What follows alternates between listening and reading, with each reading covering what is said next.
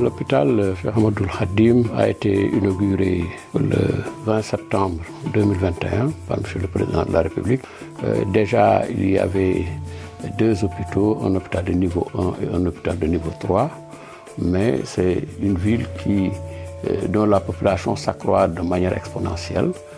Et les besoins en santé sont très aigus. Et souvent, toute la zone centrale, les régions, les départements qui sont autour de Touba viennent à Touba pour se faire soigner.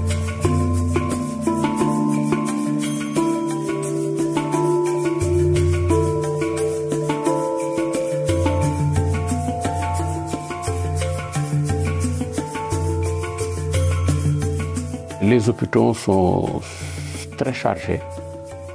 Et quand une structure est trop chargée, ça peut déteindre sur la qualité des prestations. Cette initiative est partie donc M. le Président de la République. L'hôpital a été construit pendant 3 ans, 3 à 4 ans, disons, et c'est au mois de septembre qu'il a été inauguré.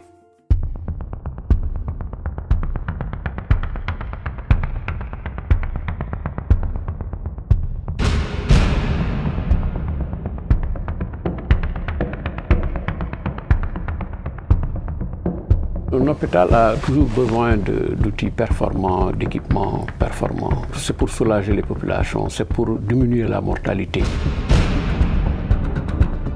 Cet hôpital très moderne a été conçu dans le cadre de la modernisation des infrastructures de santé par le gouvernement du Sénégal. Mais ce qui est marquant, ce qui est frappant, ce qui est une particularité pour cet hôpital, c'est son plan de développement. Dans cet hôpital, on a installé des équipements dernier cri, justement, qui répondent aux normes internationales. Donc aujourd'hui, on peut même dire que cet hôpital-ci correspond aux hôpitaux qu'on peut retrouver en Europe. Une fois qu'on met l'équipement en service, on a le rôle également de former à la fois les utilisateurs, qui sont les infirmiers et les médecins, mais également le service de maintenance, le service technique, biomédical de l'hôpital. Nous nous sommes organisés en 2022, au mois de mai 2022, pour d'abord montrer aux populations ce qu'il y avait à l'intérieur de cet hôpital. Et donc on a organisé une journée porte ouverte le 13 mai.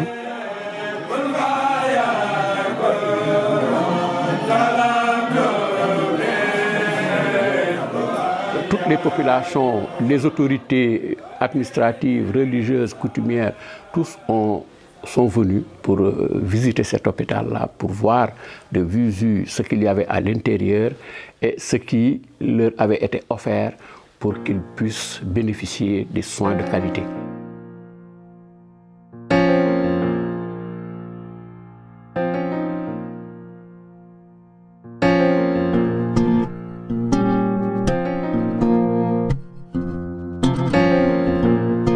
L'objectif, c'était de développer le marketing social de cet hôpital. Pour les journées portes ouvertes, c'était de donner l'occasion aux populations de vouloir visiter l'hôpital, d'avoir une idée. Il y a des activités que nous rencontrons dans d'autres structures, même de Touba, mais c'est la particularité qu'il fallait ressortir, la particularité de chaque service, la particularité de chaque type de matériel et enfin faire visiter les populations nos services, les salles, les locaux et certains types de matériel. Et après, répondre aux questionnements des populations. Le lendemain, c'est-à-dire le 14, nous avions organisé une journée de consultation ouverte. C'était pour nous d'abord un test grandeur nature par rapport au personnel. Cette journée de consultation gratuite a connu une forte affluence au niveau de l'hôpital. Environ 1000 patients ont été consultés. Cela témoigne en tout cas de l'intérêt majeur porté auprès des populations pour cet hôpital. Cela signifierait également que les journées portes ouvertes ont également été réussi. Toutes les questions posées par les populations ont été répondues, les populations ont été assurées en termes également de coût des prestations, ce qui a fait que les journées de consultation gratuites ont été très bien appréciées.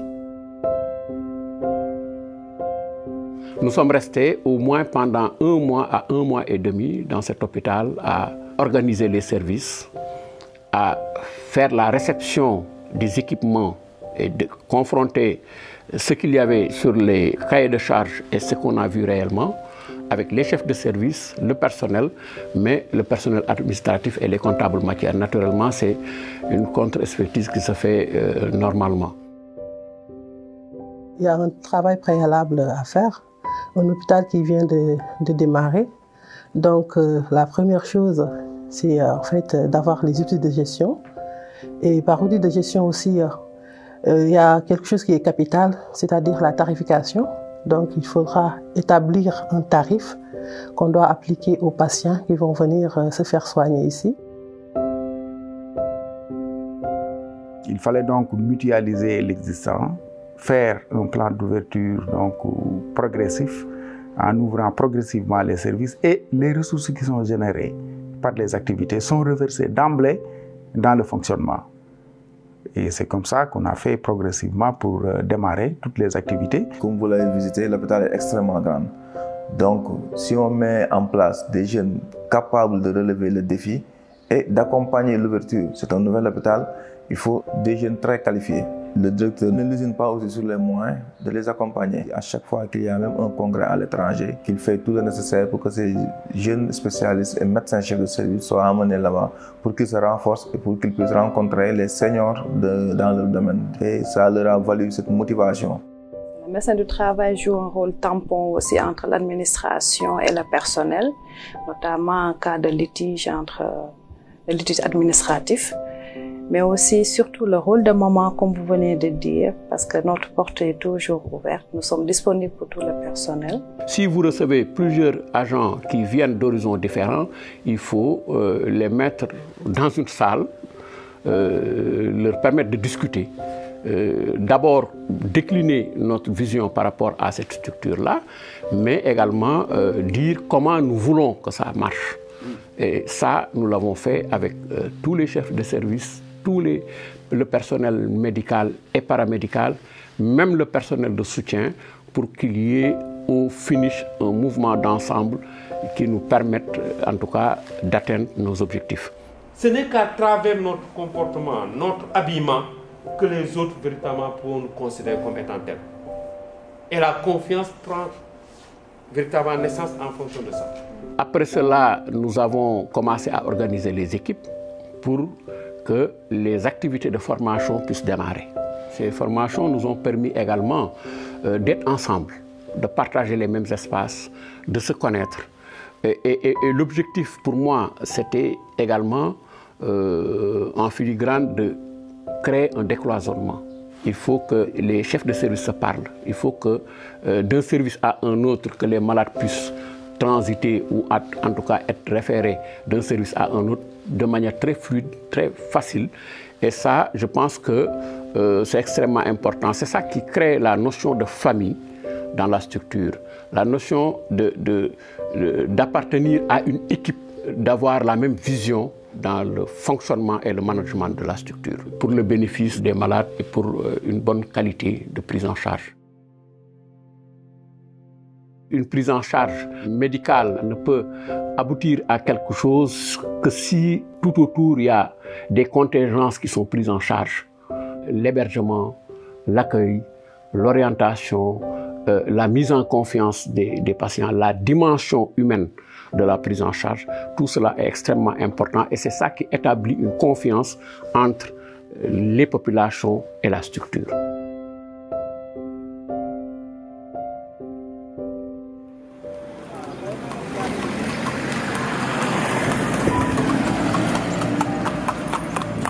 La particularité de la ville fait qu'on ne peut pas occulter la prise en charge donc, des groupes vulnérables. Donc le côté social de l'hôpital n'est pas négligeable. Et nous, nous avons tout fait pour effectivement faire que ces prestations soient donc accessibles à la population. Il y a également une part importante de la prise en charge psychosociale, de l'accompagnement des malades depuis leur accès à l'hôpital. Et je veux parler également par là de l'accueil, de l'humanisation également des soins, en essayant d'être à côté vraiment du malade tout au long du parcours de soins. Parce que souvent, il y a des malades qui sont en détresse, qui viennent avec un tableau clinique assez difficile, auxquels ils ont besoin également d'être accompagnés, d'être soulagés. Donc l'aspect soulagement également et l'humanisation fait partie intégrante des missions des services sociaux. Nous disposons aussi d'un SIH, qui est un système informatique hospitalier, qui gère tout le processus du patient, de l'entrée à la sortie. C'est ce qui nous permet aujourd'hui de gérer efficacement les dossiers, de gérer en termes de temps, éviter les erreurs et de disposer quand même d'un outil qui permet aux professionnels de pouvoir revenir sur ces données à des fins de statistiques ou à des fins professionnelles diverses. Prioriser la qualité dans les structures hospitalières, ça a été vraiment des orientations qui ont été énumérées au plus haut niveau du ministère de la Santé par le Plan national de développement sanitaire et social, qui donne des directives pour que les structures s'inscrivent dans une démarche qualité dans tout ce qu'ils font au niveau des structures hospitalières. Et c'est pour cela que le service a fait partie des premiers services qui ont été ouverts, vu son importance et vu l'importance que lui accorde la direction. Parce qu'on est un hôpital de niveau 3, il y a une infrastructure, des équipements qui existent et qui ne doivent pas du tout s'arrêter au risque de faire arrêter l'activité. Donc nous accordons vraiment une grande importance à ce que l'information passe très rapidement pour que la prise de décision dans les plus brefs délais soit prise. Donc on a commencé à préparer tout ce qui est documentation nécessaire pour préparer l'arrivée du personnel et pour aussi anticiper par rapport au démarrage des activités qui s'est finalement déroulé au mois de mai.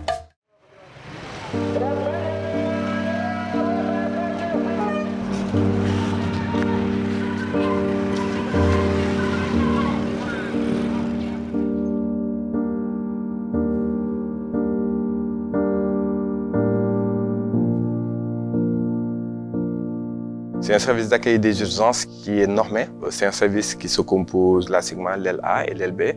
L'aile A, où c'est le côté qui est un peu chaud, où il y a la salle de tri qui est censée recevoir tous les malades qui arrivent. Après le tri, en fait, où les malades sont classés par priorisation en fait, du degré d'urgence.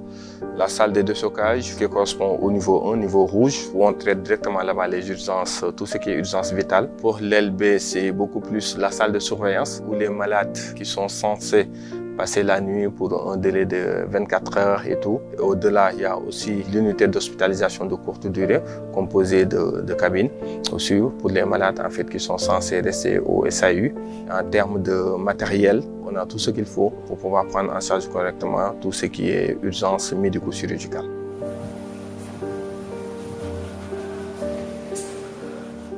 L'anesthésie de réanimation, c'est une spécialité transversale. Nous intervenons dans presque toutes les spécialités parce qu'avec les chirurgiens, on opère ensemble. Avec les spécialités médicales, les malades qui s'aggravent, ils sont obligés de nous les transférer. Donc nous, pendant les interventions, je peux dire que nous garantissons, entre guillemets, la sécurité et le confort des patients pendant l'intervention. Nous n'acceptons pas d'avoir un malade qui a mal, autant à la réanimation qu'au bloc opératoire. Et notre mot d'ordre au bloc opératoire, aucun malade ne doit sortir en étant douloureux. Quand vous êtes douloureux, on vous garde jusqu'à ce que la douleur disparaisse. Et moi, je suis très sensible à la douleur parce que je l'ai vécu en tant que patient et je le fais en tant que soignant. La seule douleur supportable, c'est la douleur des autres. Quand quelqu'un a mal, c'est supportable pour cette personne ou pour la personne qui le regarde, c'est une douleur qui est supportable. Mais pour la personne qui a mal, c'est insupportable. Et tout ce qu'elle voudrait, c'est qu'on la soulage assez vite. Donc la seule douleur qui est supportable, c'est la douleur des autres. Et comme nous, on se met à la place des malades, donc on ne laissera personne souffrir. L'hôpital Cheikhoul Khadim, quand même, c'est un hôpital de niveau 3, donc un centre hospitalier qui permet de faire pas mal de choses sur le plan chirurgical, médical. Donc si on prend par exemple le cas de la chirurgie générale, actuellement, on n'a vraiment plus besoin d'envoyer des malades vers la capitale, Dakar. Donc il y a comme une bonne activité, on peut dire qu'en moyenne, en ce qui concerne la chirurgie générale, on parvient à opérer 3 patients par jour. On a mis en place quand même un système qui nous permet d'éviter les listes d'attente longues, qui quand même constituent souvent des motifs de frustration que les malades aillent ailleurs. On a mis en place un système assez bien organisé. Dès que les malades arrivent au niveau du secrétariat, on fait tout pour qu'il y ait un chirurgien disponible pour les voir le même jour ou au maximum un délai de 2 à 3 jours pour les consultations, pour diminuer vraiment la liste d'attente. Après Dakar, Touba constitue la deuxième région, la région de Diourbel de manière générale, où il y a un service de neurochirurgie organisé avec un chef de service et avec une équipe de 3 neurochirurgiens. Donc côté matériel, oui, cet hôpital, quand même aujourd'hui, on peut dire c'est un joyau. On est très content d'y travailler et on a un retour vraiment très positif pour le moment. Donc on doit maintenir ce cap-là et puis essayer de faire toujours plus dans la perspective que le patient va faire une bonne publicité du service et de l'hôpital de manière générale.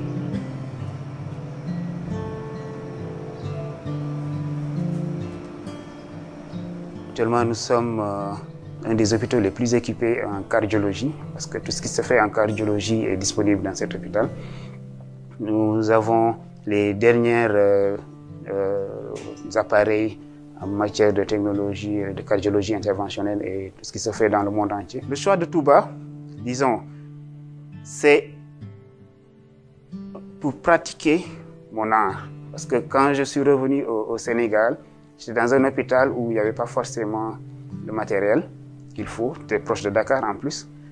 Et quand on m'a présenté le projet de l'hôpital de Touba, je me suis dit, ben oui, là, vous allez vraiment faire votre art.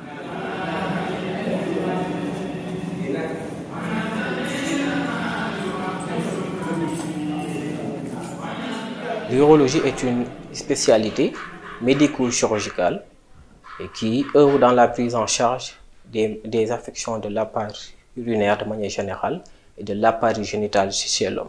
On a un plateau médical quand même qui nous permet de faire de très grandes choses. On est dans une vie religieuse et la pudeur est là. Mais les gens, la religion, il y a des barrières et tout, et qui font que les patients parfois ont du mal même à fréquenter le service. Ce qui fait qu'on a eu à faire des aménagements. La ville de Touba a sa particularité. Ce contexte religieux spirituel pousse également certains de nos populations à venir fréquenter cet hôpital. L'hépatogastro-entérologie est une spécialité encore rare au Sénégal. Je suis le premier gastro-entérologue de la ville de Touba et nous souhaitons qu'il y ait davantage. Donc cette rareté pousse les gens, en tout cas les populations, à fréquenter notre structure. Nous pouvons dire qu'au niveau de l'hôpital Cheikhoul Khadim de Touba, particulièrement au service de médecine interne, nous avons atteint notre vitesse de croisière, une vitesse de croisière qui s'observe dans des hôpitaux ayant en moyenne 10 années d'expérience. La particularité de cet hôpital, c'est que c'est un hôpital où véritablement nous disposons de toute la technologie en termes de prise en charge gynécologique et obstétricale. On a presque tout le matériel dont on a besoin. Naturellement, l'humain reste au cœur de nos activités. On est en train de faire de telle sorte que la douleur, le ressenti vraiment au niveau des différents services offerts dans la maternité, qu'il n'y ait plus de douleur, que ce soit au niveau de l'accouchement, dans les interventions. Et en collaboration avec le service d'endocrinologie, nous sommes en train de mettre en place une unité de prise en charge de ces malades qui sont en période de post-ménopause avec toutes les complications et les affections qui vont avant.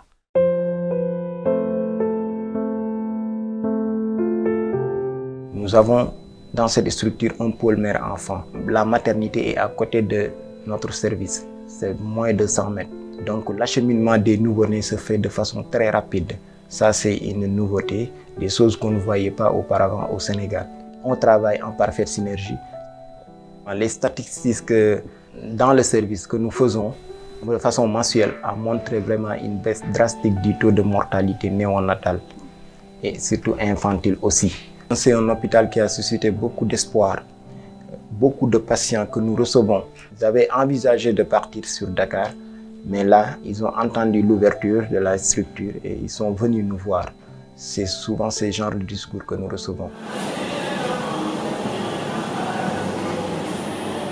Il faut dire que c'est un hôpital qui a un plateau technique assez relevé par rapport à ce qui se voyait avant. Comme la radio est un service transversal, il y a une bonne entente entre les médecins, parce qu'on a peut-être fait la fac ensemble pour beaucoup. Donc on a une équipe jeune globalement et qui est dynamique et qui facilite vraiment la collaboration entre les différents services.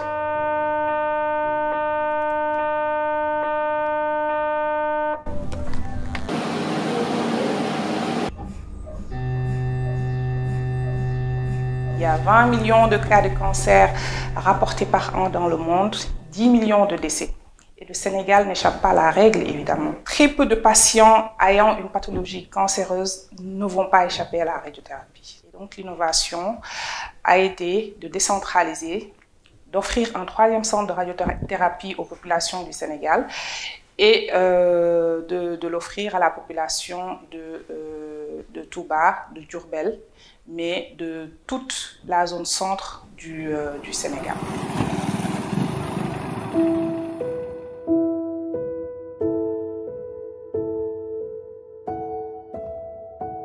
Le service d'orthopédie du Centre hospitalier national Cheikh Ahmadoul Khadim de Touba offre aujourd'hui des soins en termes d'orthopédie traumatologie avec un plateau technique aujourd'hui qui permet de faire des chirurgies qui dans le temps étaient des chirurgies de luxe qui étaient réservées à certains types de patients. Et le service également reçoit des étudiants stagiaires dans le cadre de la formation continue. Donc des étudiants qui sont en fin de formation en spécialisation en orthopédie traumatologie. Donc ce qui fait qu'ils viennent un peu renforcer l'équipe. Aujourd'hui, nous sommes dans une salle de rééducation qui est entièrement équipée et qui est prêt à recevoir des kinésithérapeutes également qui vont venir accompagner nos malades opérés à très rapidement retrouver leur autonomie et à très rapidement retrouver le domicile familial.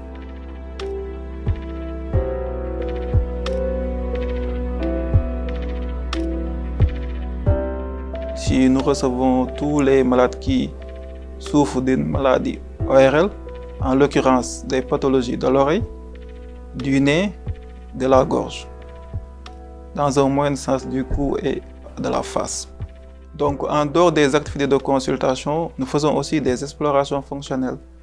Des explorations fonctionnelles tant au niveau rhinologique, c'est-à-dire de toutes les pathologies du nez, mais aussi des explorations au niveau audiologique, c'est-à-dire des pathologies de l'oreille. Concernant les équipements, quand même, ce que nous pouvons dire, c'est que c'est un hôpital qui est bien équipé, tant sur le plan des explorations fonctionnelles que sur le plateau technique, à savoir la consultation et autres. Je suis en lien étroit avec l'ensemble des services de l'hôpital pour essayer d'appuyer et d'accompagner tous les acteurs pour qu'on puisse en tout cas procéder à la prise en charge des patients en matière de soins infirmiers de qualité. On a atteint un niveau d'activité très élevé. Tous les paramètres de biologie, on le fait, à savoir l'hématologie, la biochimie, une partie de la bactériologie et de la parasitologie. On fait la sérologie aussi, l'hormonologie. On a un bon plateau technique, comme au début, ça va. On a été plus ou moins privilégiés sur ce coup-là. Le directeur aussi nous a mentionné ça. Il nous a dit, moi je veux aussi que vous installiez le dialogue clinico-biologique. Ce n'est pas dans toutes les structures qu'on a ça. On a essayé tant bien que mal d'installer ce dialogue clinico-biologique. On discute dans le bien-être, toujours dans le bien-être du malade. Sans la pharmacie, on ne peut pas parler de système de santé. La manière dont ils ont construit l'hôpital et les objectifs que nous avons vu que voilà, la pharmacie est en ce moment un élément incontournable et une structure donc transversale qui travaille avec tous les services. Et que nous sommes en train donc, de sensibiliser davantage nos personnels et aussi d'essayer de faciliter aux patients surtout l'accessibilité et la disponibilité donc, des produits. Ici, nous mettons en avant l'humanisation des soins, particulièrement au niveau de cette structure-là, mais aussi bien au niveau du service bucco-dentaire. Nous disposons de très bonnes conditions de travail, parce que si nous prenons l'exemple de la radiographie panoramique, toute la raison, on n'en avait pas. Donc nous venons de l'avoir ici, mais aussi on fait de la chirurgie, et c'est ça la particularité. La chirurgie buccale, on référait les malades jusqu'à Dakar, et maintenant on peut les prendre en charge ici, à Touba, avec un plateau technique aussi bien amélioré que Dakar.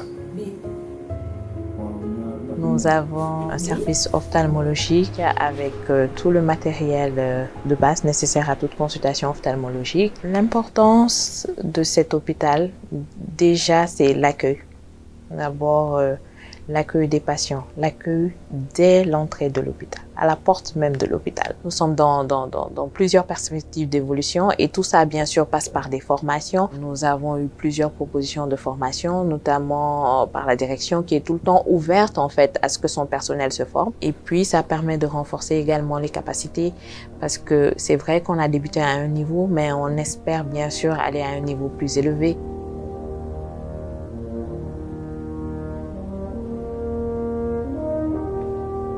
Jadis, la population se déplaçait à Dakar pour se faire soigner. Maintenant, ils sont tous là pour être pris en charge au niveau de l'hôpital. Et il y aura un impact sûrement sur les finances de l'hôpital. Parce que pratiquement tout ce qui se faisait en dehors du département, on peut le faire maintenant ici. Nous avons de bons retours par rapport aux patients qui ont eu à passer ici. C'est des retours tellement positifs. Et le directeur nous dit tout le temps, il ne faut pas dormir sur le laurier, il faut s'améliorer tous les jours. Et nous tenons des réunions périodiques pour voir ce qu'il faut corriger et améliorer. Mais globalement, c'est satisfaisant. Les retours que nous avons, c'est satisfaisant. Maintenant, nous sommes dans une structure qui est fréquentée, sûrement il y aura des couacs et des choses à améliorer, on le fait tous les jours. Nous tenons des réunions d'évaluation chaque début de semaine pour voir ce qu'on doit corriger, ce qu'on doit améliorer. On fait aussi des tours des services pour voir aussi s'ancrer de la situation. Et parce que notre rôle, ce n'est pas de s'enfermer dans les bureaux. Notre rôle, c'est d'aller à la rencontre des malades.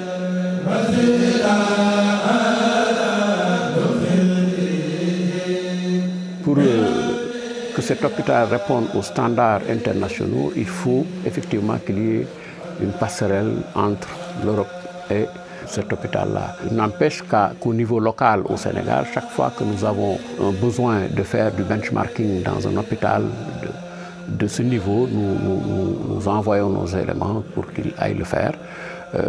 Tout ça dans le cadre d'une amélioration continue, parce que nous sommes sûrs que avec cette notion d'amélioration continue, nous pouvons en tout cas un jour aboutir à faire de cet hôpital-là un hôpital de référence et un hôpital qui réponde aux besoins des populations du Sénégal et des pays environnants. Nous restons convaincus que l'objectif, c'est de soulager les malades, de les prendre en charge, d'avoir une approche très humanisée également de la prise en charge, ce que nous recommandons tout le temps à tout le personnel de l'hôpital. Si nous avons relevé tous les défis de démarrage d'un hôpital, si nous avons pu en un laps de temps atteindre une vitesse de croisière avec une fréquentation aussi élevée, un niveau d'activité aussi élevé, c'est parce que derrière nous avons un personnel très engagé, très motivé, très sérieux et qui est dans la même dynamique que l'administration, la direction et le ministère de la Santé. Nous sommes sûrs qu'il y avait un besoin qui était là, qui était latent et que les gens faisaient beaucoup d'efforts pour aller se faire soigner ailleurs. Et aujourd'hui, nous sommes dans une dynamique d'inverser la tendance. Et donc, pensons que c'est un bon investissement et nous en remercions l'État du Sénégal et le ministère de la Santé qui ne ménage aussi aucun effort pour l'accompagnement.